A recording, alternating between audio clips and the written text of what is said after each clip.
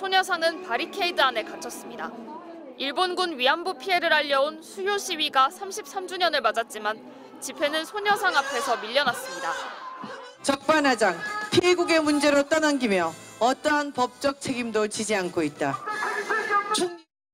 수요 시위 현장 옆에선 위안부 피해자를 조롱하고 모욕하는 이들이 플래카드와 확성기를 들었습니다. 1순위로 신고하라, 인권이 건고 뭐가 문제냐는 손팻말까지 들었습니다.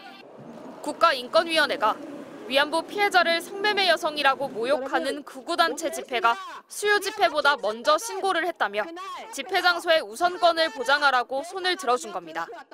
너무 어처구니가 없고 너무나 실망스럽습니다. 입에 담을 수 없는 욕설로 피해자들 공격하는 사람들을 보호하겠다는 것이잖아요. 인권위는 지난 2022년 반대 집회를 조정해 수요 시위를 보호해야 한다는 긴급 구제 결정을 내렸습니다.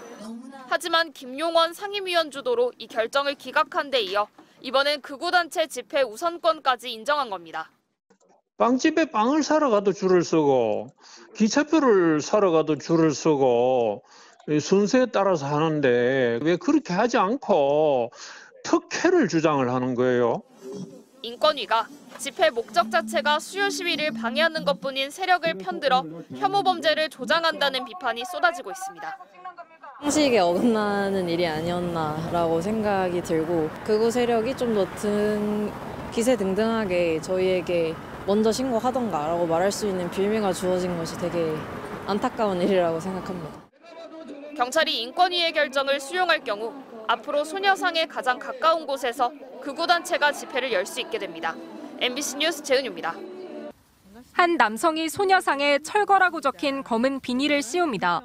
소녀상 앞엔 위안부 실상을 왜곡 날조한 흉물을 철거하라는 글귀를 놨습니다. 위안부상은 철거하라. 법원이 이처럼 소녀상 훼손 행위를 한 단체 대표 김병원 씨에게 벌금 10만 원을 선고했습니다. 경범죄처벌법 중 광고물 무단 부착 혐의가 적용됐습니다. 나라를 욕되게 하는 행동은 10만 원이 아니라 10년 살아야 되는 거 아닌가? 너무한 거죠. 성방망이.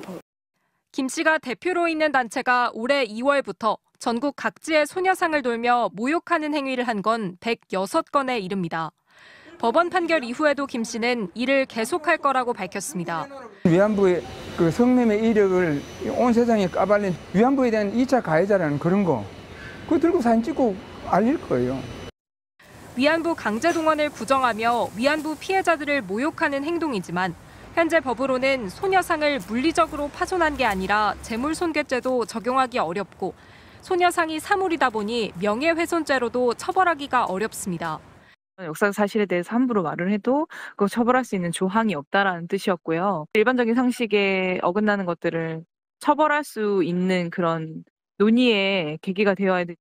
국회에는 관련법 개정안이 이미 발의돼 있습니다.